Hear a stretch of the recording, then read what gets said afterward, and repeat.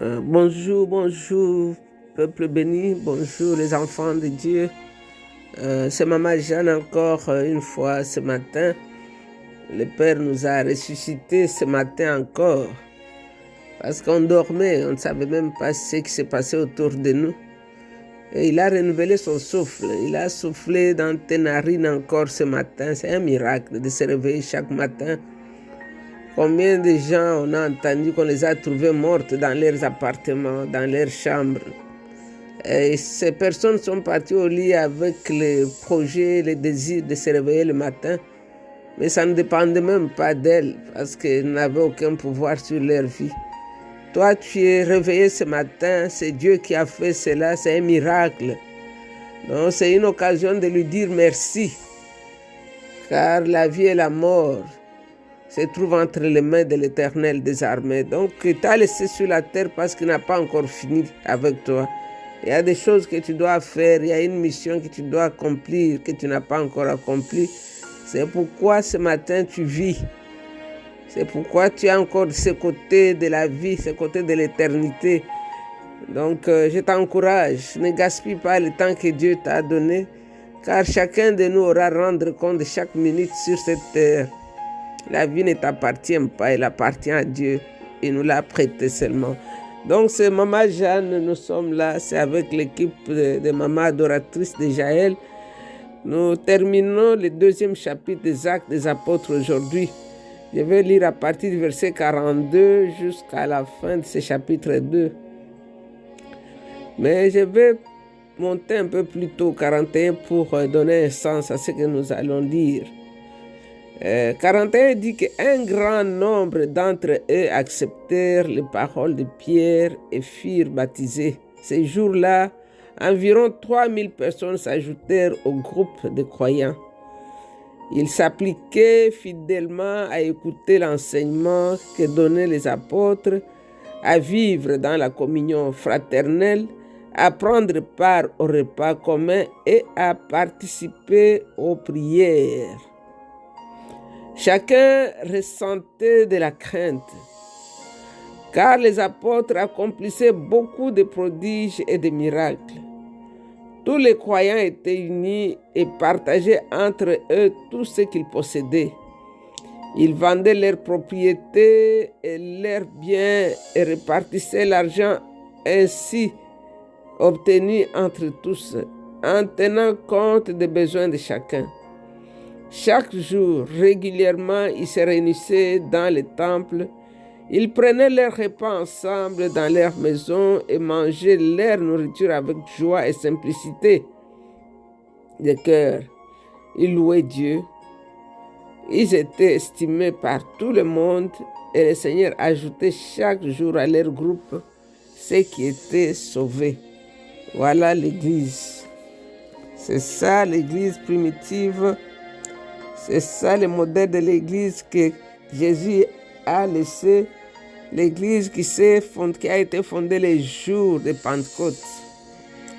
C'est que quand nous faisons l'étude biblique, il y a une loi qui dit que chaque fois que vous étudiez un sujet dans la Bible, il faut rentrer à la première fois mention que ce sujet a été cité dans la Bible. Ici, nous voyons comment la première fois, quand l'Église a commencé, à quoi elle ressemblait. Et si nous comparons l'Église aujourd'hui, nous ne savons même pas si nous avons la moitié de ce que nous avons entendu ici. Que Dieu nous aide à revenir à l'Église qui était dans les pensées de Dieu quand il a pensé à l'Église. Ici, nous voyons Luc qui nous décrit la première Église chrétienne. On nous dit que les croyants persévéraient dans les 4 domaines principaux. Tout d'abord, il y avait l'enseignement des apôtres. Ces enseignements étaient basés sur ce que ces apôtres avaient appris de Jésus. Les apôtres, ils avaient leur doctrine. Donc, le Nouveau Testament n'était pas encore écrit, mais ils enseignaient ce qu'aujourd'hui nous lisons dans le Nouveau Testament. Il y avait la communion fraternelle, c'est-à-dire ils étaient unis, il y avait le fellowship, il y avait l'amour mutuel. C'était la preuve même d'une vie transformée. Donc ces gens vivaient ensemble, ils se connaissaient, ils s'aimaient. Ils étaient vraiment des enfants de Dieu. Nous voyons ici qu'il y avait un sens qui montrait que ces gens, ils ont séparé du monde. Ils ont quitté le monde. C'est que le verset, je crois que c'était dans le verset 40, on nous dit qu'ils s'est détaché de ceux qui n'avaient pas cru. Donc, ils revenaient ensemble. Donc, il y avait la communion fraternelle pour montrer que non, ils sont séparés. La Bible même nous dit de nous séparer des gens qui ne parlent plus le même langage avec nous. D'ici ton œil gauche est un objet d'obstacle, arrache-le. Donc, il faut vivre avec les gens qui chantent la même chanson comme toi, qui parlent comme toi. Ça va t'aider à grandir. Mais si tu te dis chrétien le matin et le soir, tu es avec les gens qui mentent, qui blasphèment, tu vas tomber parce que tu vas parler ce langage-là. Donc ici, le modèle de ces premiers chrétiens, il y avait la communion entre eux. Donc ils venaient ensemble avec les autres chrétiens pour entendre les témoignages et partager la parole de Dieu. Et puis, il y avait la communion, la Sainte Seine. La Sainte Seine, ces gens, on nous dit qu'ils brisaient le pain. Ici, dans le Nouveau Testament, ça se réfère à la Sainte Seine que nous faisons une fois par semaine dans nos assemblées. Aussi, les repas qu'ils mangeaient ensemble, agape, ils venaient ensemble, ils partageaient les repas ensemble. On dit qu'il y avait la joie. Ils faisaient tout ceci parce qu'ils étaient devenus un. Si nous lisons par exemple Acte 20, verset 7, nous voyons que cette pratique de l'église primitive, ils mangeaient leur pain ensemble. Jusqu'au moment même où ils avaient exagéré, un moment quand Paul dit non, mangez chez vous, au lieu de venir manger ici et vous enivrer ici. Donc dans 1 Corinthiens, ils avaient aussi un peu exagéré. Mais ici, ils mangeaient ensemble leur pain, il y avait la joie. Et numéro 4, il y avait la prière. Tout ça, c'était bien, mais il y avait la prière qui scellait tout ce qu'ils faisaient là. Donc c'était vraiment une vie de prière continue, pratiquer la prière. L'église primitive était une église des gens qui priaient, qui adoraient le Seigneur. Et on nous dit qu'il y avait des miracles qui se faisaient et il y avait la crainte de Dieu. Les gens les craignaient parce qu'ils voyaient la main de Dieu, ils voyaient la réalité de la présence de Dieu au milieu d'eux. Donc le verset 23 nous montre ici que le Saint-Esprit ajoutait, le Saint-Esprit travaillait, le Saint-Esprit opérait au milieu d'eux. Il y avait des signes, il y avait des prodiges qui se faisaient.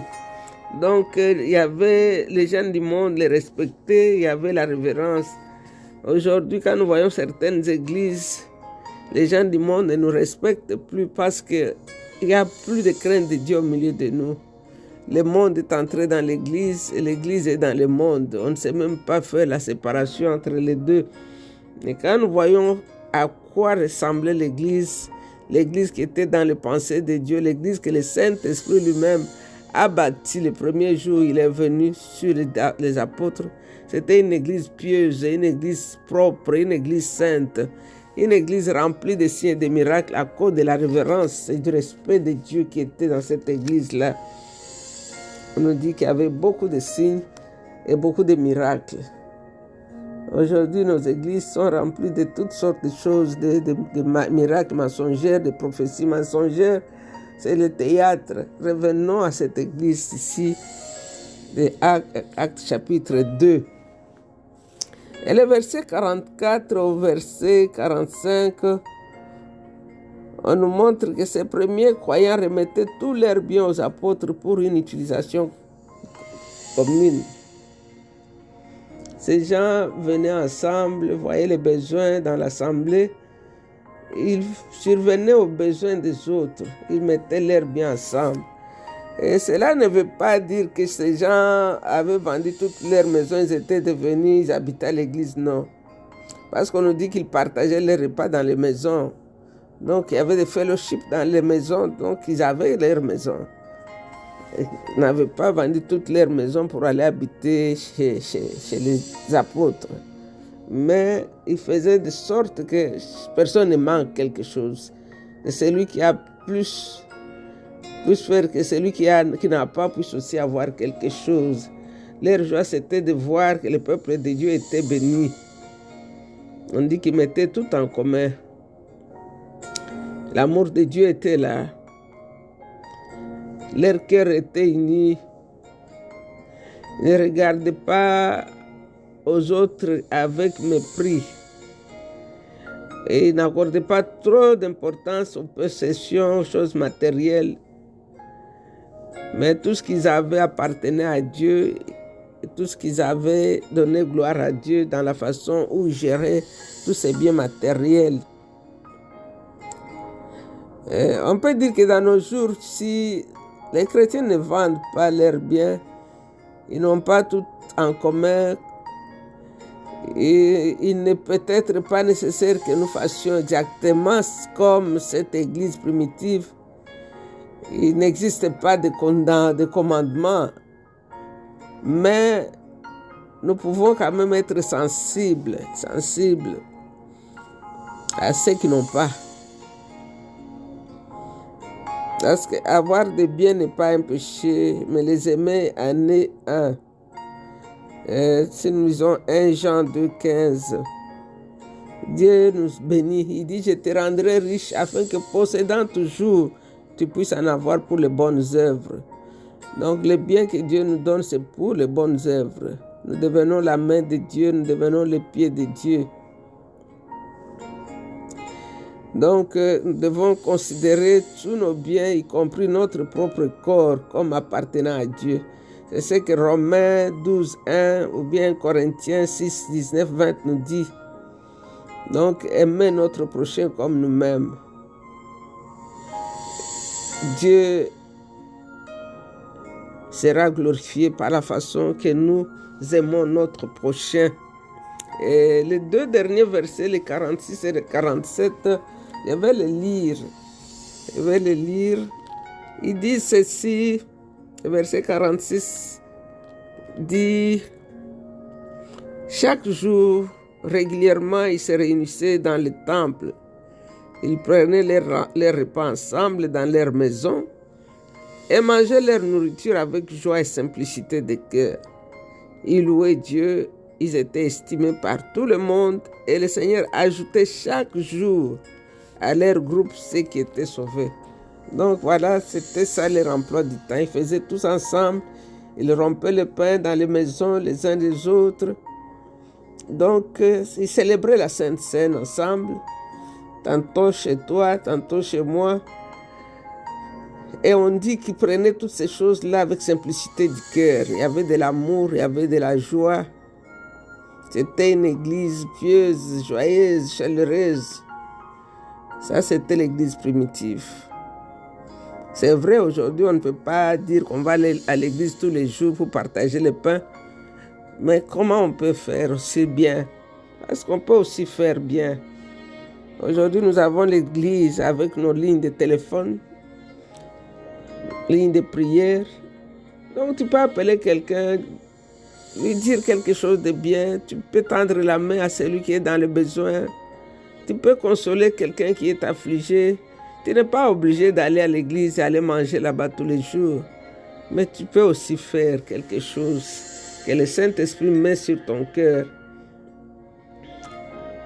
Parce qu'ici, nous voyons cette église qui avait commencé les jours de Pentecôte. C'était une église forte, une église remplie du Saint-Esprit, une église où l'amour, les fruits du Saint-Esprit étaient manifestés. Est-ce que toi, tu manifestes encore les fruits du Saint-Esprit, l'amour, la joie, la paix, la patience, la maîtrise de soi, la douceur? Est-ce que ces fruits-là, on peut les retrouver dans ton église qui est, toi-même, tu es le temple du Saint-Esprit? Comment tu fais pour pratiquer ce que le Saint-Esprit t'a donné comme fruit? Comment tu fais pour démontrer que tu appartiens à Dieu? Parce que les fruits du Saint-Esprit, c'est quoi? Les fruits du Saint-Esprit sont les caractères de Jésus qui se manifestent dans la vie du croyant. Galates 5, 22, 23. C'est les caractères de Jésus. Quand on devient un enfant de Dieu, les caractères de Jésus se manifestent. Quand nous avons grandi, on voit l'amour, on voit la paix, on voit la patience, on voit la joie, on voit la tempérance, la douceur. On voit la maîtrise de soi. Est-ce que ça se manifeste en toi? Les 9 fruits du Saint-Esprit qui sont seulement un fruit avec beaucoup de parties. On dit que ces gens mangeaient leur pain, leur nourriture avec joie, simplicité du cœur. Donc c'est ce que le Saint-Esprit te demande à toi et à moi aujourd'hui. Que cette joie du Saint-Esprit soit manifeste. La vie de ces gens était devenue une vie de louange. Dans le verset 47, c'est ce qu'il nous dit. Leur vie était devenue une vie de louange. Ils louaient Dieu et ils étaient estimés par tout le monde. Ils louaient Dieu. La louange ici ne veut pas dire chanter des chansons, mais leur vie glorifiait Dieu. La façon qu'ils vivaient, les gens qui les regardaient les respectaient. On pouvait voir l'image de Dieu à travers leur présence. La façon qu'ils parlaient, la façon qu'ils s'habillaient, la façon qu'ils se comportaient, ça louait Dieu et les gens les respectaient. La faveur de Dieu était avec eux et la faveur des hommes aussi était avec eux. Non, nous pouvons dire ici, c'était la conclusion, la fin de ce 2e chapitre. On nous dit que Dieu a ajouté à l'Église tous les jours les gens qui croyaient dans l'Évangile, parce que leur Évangile n'était pas seulement des paroles, leur Évangile c'était ils vivaient l'Évangile. Alors ici, on voit que le Seigneur a ajouté. Donc si nous voulons aussi que Dieu nous ajoute les croyants, vivons l'Évangile, vivons la parole de Dieu, vivons ce qu'il nous dit ici. Parce que c'est dans tous ces chapitres 2, c'est comme si il nous a fait le compte rendu de tout ce qui s'est passé les jours de Pentecôte. Le Saint-Esprit est descendu, Pierre a parlé à l'assemblée des Juifs et il y a eu une grande conversion de la multitude, 3000 personnes qui viennent dans une église le même jour. Et à la fin, on nous montre la vie même des chrétiens, on décrit la vie des chrétiens, de ceux qui avaient cru. Vraiment un exemple à suivre. Père, nous voulons te dire merci. Merci de nous rappeler ces choses. C'est ça l'Église, c'est ça le modèle de l'Église que tu veux. Une Église unie, qui partage son pain ensemble, qui écoute ta parole, qui la met en pratique. Une Église qui prie. Aide-nous, Seigneur, à revenir à ce premier amour, à cette Église-là que tu avais laissée les jours de Pentecôte. Jésus, mon âme te bénit. Cher Saint-Esprit, remplis-nous encore et encore de cet amour-là. Remplis-nous encore afin que les fruits soient manifestes. Ainsi que quand nous parlerons, que les gens qui nous entendent puissent t'écouter, toi.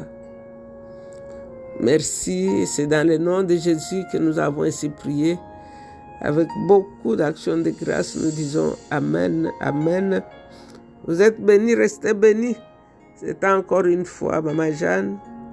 Je vous aime bien, vous êtes mes soeurs et frères. Soyez bénis, restez bénis. Bye bye. Love you.